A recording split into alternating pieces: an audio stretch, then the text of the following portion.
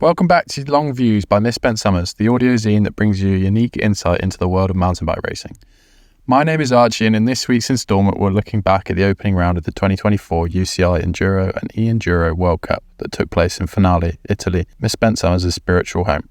It wasn't just the first round of the E-EDR and the E-EDR that was taking place this week in Conolly though. At the start of the week, two worlds collided when the Giro d'Italia came through town and Enduro riders and fans alike lined the streets to watch and cheer on some of the world's best road riders. We also hosted a pop-in event at our Conolly workspace on Wednesday evening, giving the opportunity to riders and industry folk to come together and chat Enduro racing, eat pizza and drink San Pellegrino. Thank you to everyone who came along to the pop-in. We had a great time and hope to do more events like this in the future. During practice on Friday, we also set up a tea and biscuits feed station on one of the liaisons for riders to stop and refuel in the baking heat. Thank you to all the riders who took the time to stop and say hi. Anyways, back to the racing. Sven Martin, Misspent Summers photographer and racing superfan, caught up with a few of the riders after the races, including EDR winners Richie and Hattie Harnden, and the E-EDR winner Ryan Gilchrist. Before we hear from them though, here's a quick run through of the top three finishers in each category. In the men, it was Richie, Charles Murray and Martin Mays. In the women, it was Hattie Harnden, Isabel Coudurier and Ella Conolly. In the under-21 men, it was Bailey Christie, JT Fisher and Marius Tennant-Barat. In the under-21 women, it was Lily Plancart, Ellie Hoskin and Simona Kushinova. Right, to get things underway, let's hear from the women's EDR winner, Hattie Harnden. Hattie managed to take the win on both the second and third stage and ended the day just 8 seconds ahead of last year's overall winner, Isabel Coudurier.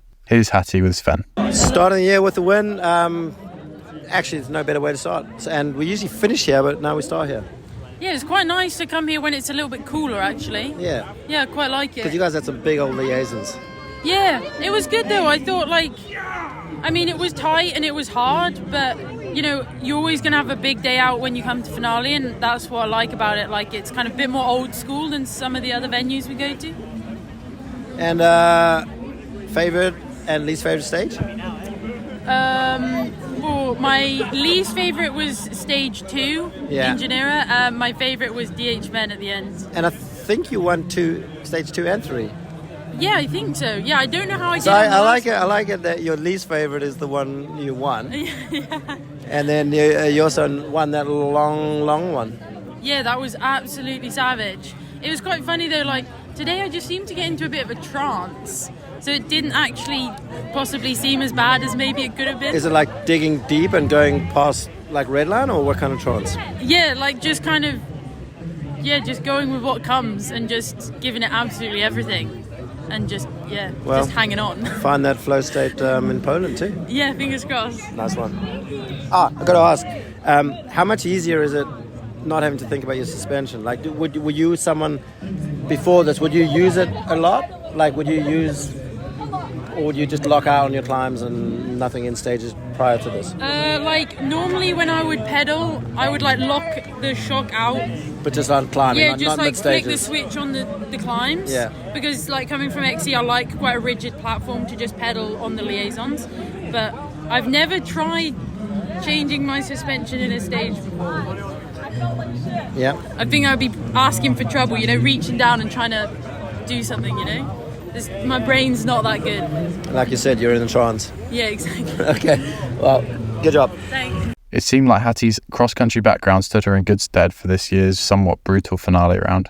Next up with Sven is the ever-consistent and powerful Richie, who kicked off his 2024 season with a win. After a tight battle with teammate Slavomir Lukášek, who fell victim to a front puncture on the last stage, Ruud took to the top step of the podium yet again. Richie, not a bad way to start the year, coming off of last year.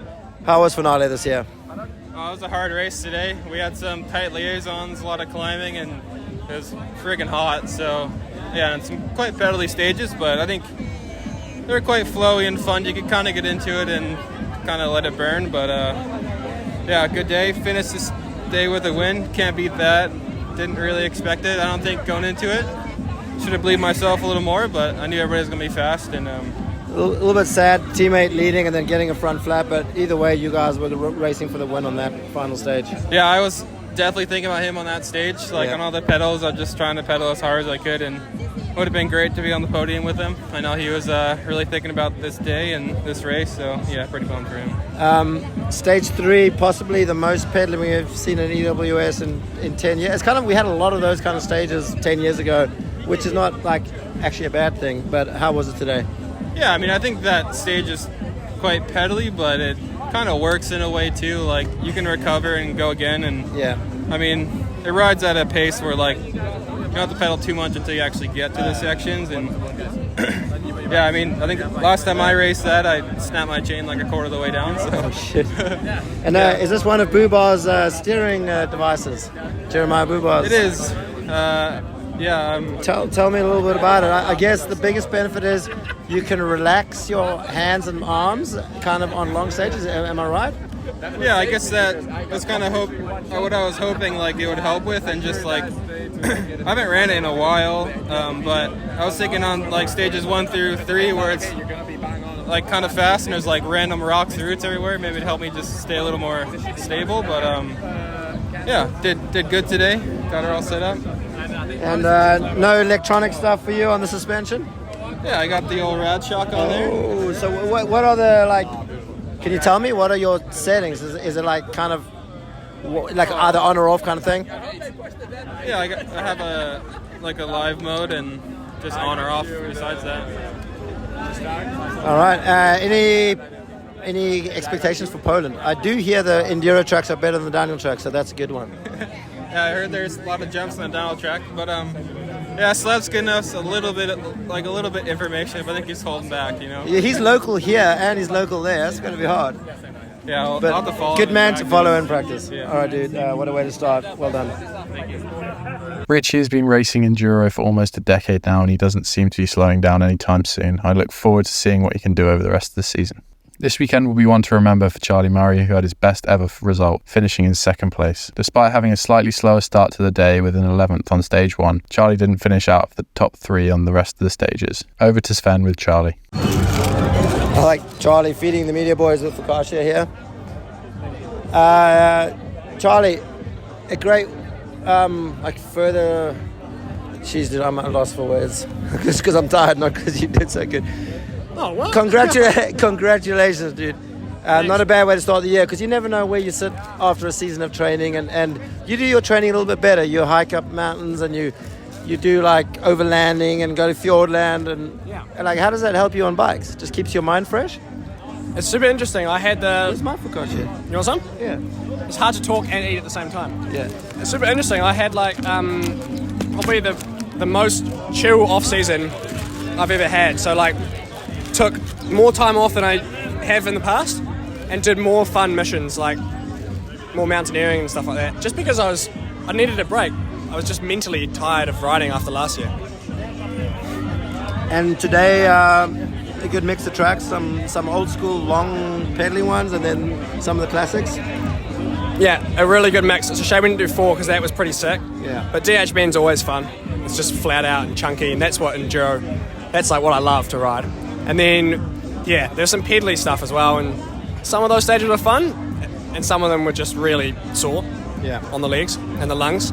And you've been on the flight attendant before, you were one of the early guys, and there's a bunch of pedally stuff, but this week you're not on it? Is it just like a matter of testing and timing? It's just timing. Like, we literally got it, and then we had to go to Scotland for the downhill. Yeah. And then we came you here. raced the downhill as well. So I would have had only one day on it before racing, and I'm like, I know it works, and I've used it before, but it's slightly different with the Lyric instead of the Zeb and stuff. Yeah. And I just said, okay, let's just focus on this race with this stuff. And that approach, you're on the smaller bike and on the smaller fork, and you did that kind of last year already as well.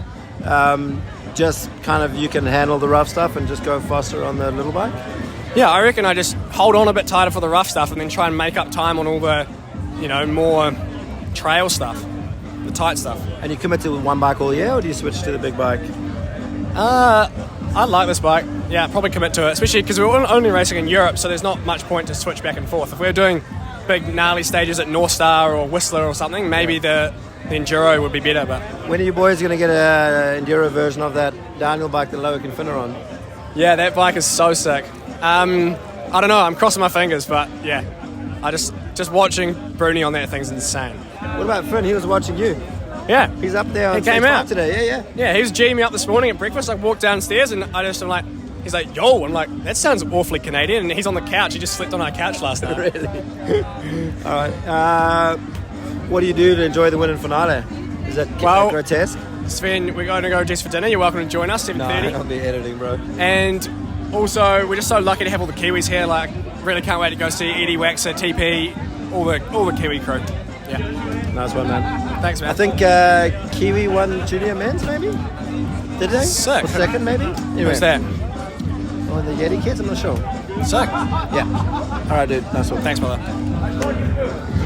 Charlie managed to find a good rhythm in 2023 and finished outside the top 10 only once last year. Can he find the same flow for 2024? Well, we can't wait to find out. Sven now chats to Ella Conolly, who sounded like she had a rough time coming into this opening round, battling various illnesses. Still, she's got to be chuffed with the third place to get things going for 2024. Starting the year with a podium after missing finale last year. Yeah, I won't lie, I'm pretty shocked, but I'm happy with it. Why shocked? I've had various illnesses and viruses for the past month, so I haven't really ridden my bike that much, and then it just felt gross. Like, the whole thing just felt like hard work. Like the whole practice and everything? Well, no, just like transitions were all a crazy rush. I was like a max trying to get to the stages. Did everyone make the transitions? Because like the rest of the field, hardly anyone did. The start orders all over the show. I have no idea. I didn't see any results all day or any, so I have no idea. Did you know where you were going into the last stage in terms of what position? No, I So you're not someone that checks? Well, I would have liked to check, but the timing wouldn't work on my phone, so I actually couldn't see. But I don't know, there's not much so else. So you don't even know that you were in second or third, dropping in? Yeah, no, I've been told that I was in second, but Izza smashed me on the last stage, so like, fair play. When you know you're in second, are you like trying to protect it? Are you going safer? Like, what are you doing on the last stage? Well, it depends if you've got a gap on third, doesn't it? I would say. Like, did they give you the information on the time? Oh no, I had no idea. So I think I was on the same second or something as Izza going into the last stage. But yeah, so maybe I would have held it open a bit more if I'd known, but I didn't. So anyway, podium with a start. Great way to start the year. Yeah, thank you. Nice one. Hopefully Ella will feel a bit better going into this weekend's race in Poland. Flo Espinera and Ryan Gilchrist both took top honours in the E-EDR, which took place on Sunday. The E-Enduro riders took on a massive course, including 9 race stages. This was Ryan Gilchrist's first E-EDR win, and a key component to his victory could well have been a new Shimano motor that he was riding. So, not only are you Crankworks... did you win King of Crankworks? P2 at the moment. P2. But P1 here in e-bike finale. Yeah, boy. Cross-discipline. Absolutely love it. Yeah, it's a big picture all coming together in one moment. A lot of work with Yeti, a lot of work with Shimano.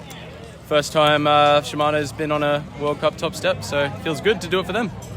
Did you guys put a lot of work into the motor? Because a couple of years ago it was sort of the weaker choice, but you guys already proved last year you've done a heap of work on it. Yeah, look, it's pretty similar to how it finished last year. We've just been doing a lot of tweaking and refining. It's the same product as last year. We've just put a little bit of work into making sure that every characteristic is optimized for winning power stages first of all, but now winning full days.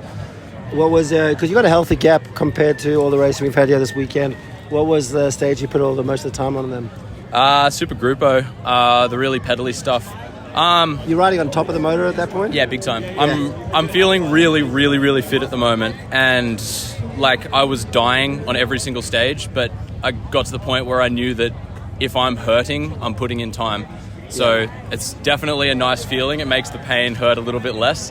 But yeah, pedaling over the motor, and it's really nice to be able to win and not be the shape and size that is usually associated with winning World Cups. This is what I used to give you shit about, right? Yeah. I remember in 2023, Sven was like, you're not 60 kilos, you're screwed. So, 83 kilos winning a World Cup. It can be done, and e-bikes are not for fat, lazy people, because I think I spend the entire day at 300 watts. I'll send you the normalized power after. It's going to be gnarly. And that's is that like a Skunkworks samurai? What is that? This is Ichiban. It means number 1. Nice one, well deserved. Thank you, appreciate it. Konnichiwa. A massive congratulations to all the race winners and all those that took part in what appeared to be a grueling race to kick off the season. Also a big shout out to all of those involved in the finale mountain bike scene who helped to put on a great event as always. A big thank you to Sven Martin, who gives us a window into all the happenings at these incredible events. Check out his photographer page on misspentsummers.com if you like what he does. Thank you also to all of you for tuning in and listening to this episode. We really enjoy putting all our race coverage together, and we hope you do too. Make sure to check out the scrap section of our website, which is where we upload all kinds of stuff, from interviews to videos to book extracts to product reviews. Also, if you haven't already, make sure you're signed up to our newsletter. It means that all things mountain biking will go straight into your inbox once a week. And lastly, don't forget that if you like what we do at Misspent Summers, you can help support us by spreading the word, buying anything from our store, or simply hitting the support button at the top of our website. I hope you've enjoyed our finale E-EDR recap. Please do let us know if you enjoyed it, as we love to hear your feedback, and let us know if there's anything else you would like to see from us. Keep an eye on our YouTube and Spotify for more reviews-related content in the coming months. We're being spoiled with yet more racing this weekend in a brand new location, Poland. There aren't many who know what to expect, but we can't wait to see what it's like over there. Enjoy the racing, and we'll see you in the next one. Cheers.